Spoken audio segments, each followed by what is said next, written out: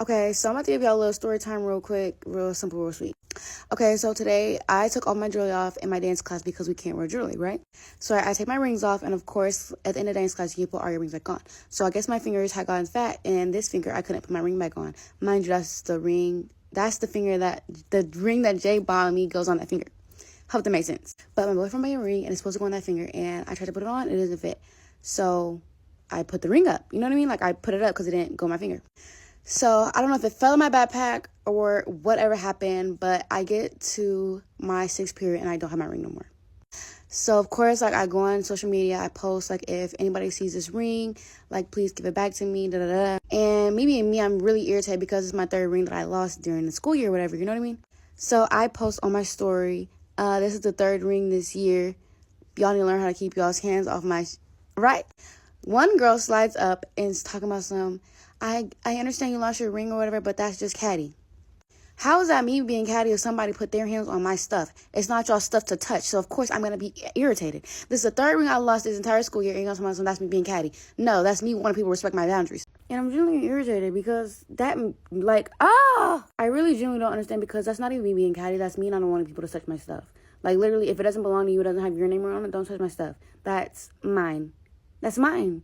It's a size 3. You can't even fit it. What is it going to go on your fucking pinky toe? Like, no. Don't touch my stuff. Like, bro, don't touch my stuff. Like, the ring is literally a size 3. And the thing is, like, I'll buy me a new one, but that's not the point. Like, it came from my boyfriend. Like, I don't want to have to replace something my boyfriend gave me. So, the thing is, I'm just never going to wear my rings again. Y'all are just like, oh my God, Alicia, where's your ring? No, people keep putting their hands on my stuff, and I don't want to wear my stuff. Like, I can't. No. But mind y'all, the first person I literally told was my boyfriend, because we were in the same class together. And he was like, Leia, it's fine. I'll just give you a new ring, da da da. And I literally, like, couldn't help but to cry, because I was like, that's not the point. Like, I lost the ring that you gave me, so I don't even want a new one. So, but to make a long story short, do not touch Alicia's stuff. Do not touch my stuff. Do not pick up stuff that doesn't belong to you. Don't touch anybody's stuff. Okay? Thank you. Okay, guys, like, I have the craziest friendship experience story time that I just, like, have been holding for years, and it just came to my attention that this is, like, happening to more people from these people. So now I'm just like, okay, it's my time. I'm obviously not going to say names or anything. I'm just going to call them thing 1, thing 2. They're twin sisters. That's pretty much all you need to know to put the pieces together here. But, like, have you guys been friends with, like, people that just, like, lie about, like, anything and everything? Well, yeah, like, now take that, times it by 1,000,000. Like, think, like, pretends they have cancer level. Yeah. And, like, I'm not going to talk about, like, other people's experiences necessarily, but, like, let's just say, like, they've done things like this before. And there's so many red flags, and honestly, I feel, like, so stupid, because I was just trying to see the good in them. Like, they seemed like super nice people when I met them, and I just should have known. Like, anyways, so start off with them, like, lying about, like, random stuff. Like, they graduated early, they went to, like, McGill, and their mom is, like, the head of cancer care, and this and that, like, all these things that are easy enough to fact check and, like, see that that is not true, obviously. But this is where it really happened and became, like, personal and actually affected me emotionally. So we booked a trip to Calgary Stampede. We'd only been friends for probably, like, 2 or 3 months at this point. But we're like, like, they're down for things, I'm down for things, like, let's book this trip. And there's 5 of us going, so it's me, my friend, them 2, and their friend.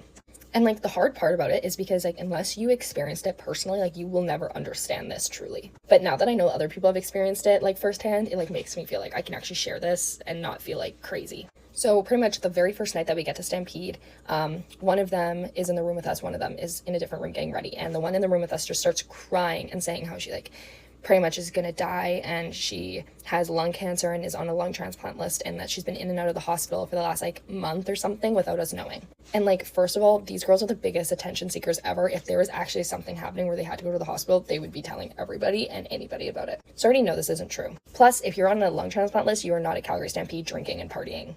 Never mind, like, smoking or, like, anything like that. So anyways, I'm not believing it. My friend's not believing it. We're kind of, like, laughing about it because, like, not to be mean or anything, but we're just like, we don't believe you. A little background where how this makes this personal to me. This summer, my grandpa had actually been dying of cancer the entire summer and passed away actually a month after this happened. But yeah, I was watching him die all summer. So, like, talking about cancer and, like, making, like, a lie about it is just something that's so wrong in so many ways, but it was just especially personal to me. And my other grandpa died when I was younger from lung cancer, and we found out he had lung cancer because he collapsed. And so I kind of bring this up. I'm like, girl, like, you don't have lung cancer. You're definitely not on a lung transplant list, because, like, if you actually did, you wouldn't be here, and, like, you wouldn't be able to party, because, like, my grandpa collapsed when he had lung cancer because he couldn't breathe, this and that. So keep in mind that I did share this story with them. So I couldn't be around them anymore, so I let like thing 1 go out alone, and thing 2 stayed with us. And me and my friend were kind of like talking to her like, girl, like, is this for real? Because like there's always 2 of them together, we rarely have one of them separate.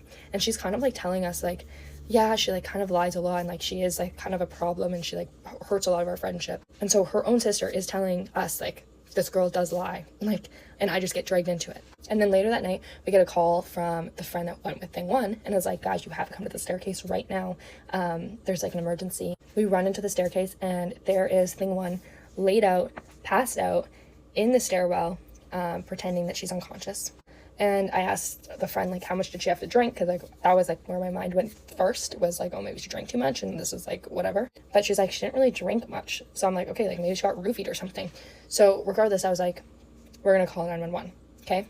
So I'm like, boop, boop, okay, I'm calling. And then she, like, magically awakens, and it's like, oh, I'm alive. Super dramatic, may I add. And she's like, my lung, like, I need my medicine.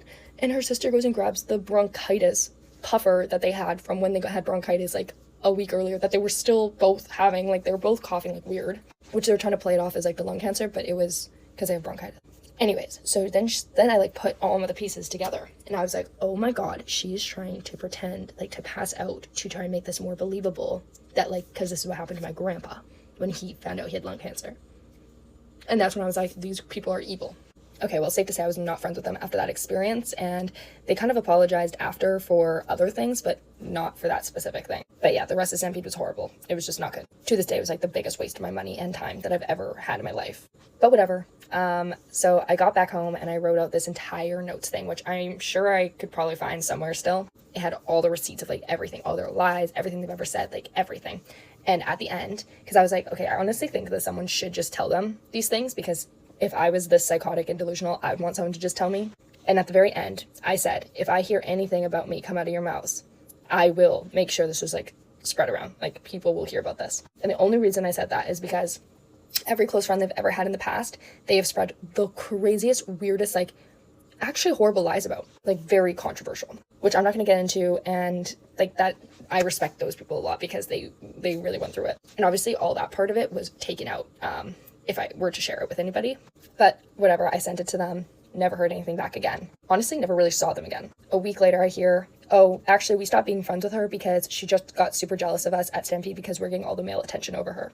And I just like couldn't help but laugh, because I was like, you couldn't have thought of anything else, like anything like maybe believable. So after that, I was like, you know what, screw it. And I like made a private story with a bunch of like my close girlfriends, and I was like, here you go, guys, eat this up. And honestly, it was like a PSA to like my close friends, like, do not fall for this trap of a friendship, because it's not worth it. Well, last weekend, it's been like years, and I'm like completely over it now. But these 2 people came up and they're like, hey, so you're friends with the twins, right? And I was like, I haven't heard this in forever. But I was like, yeah, actually, I was. They're like, well, you wouldn't believe what happened to us. And I was like, baby girl, let me believe you. I like, whatever you say, I already believe you. And almost word for word, what they did to me, they did to them.